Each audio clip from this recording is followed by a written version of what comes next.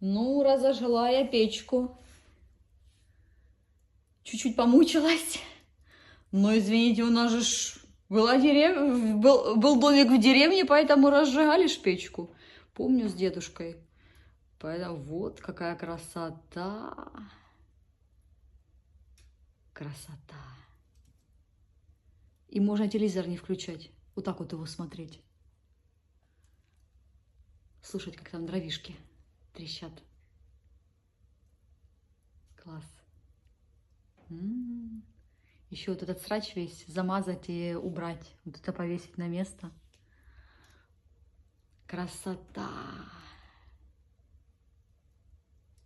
Ну, все. Нам не страшен теперь никакой Путин со своими ракетами.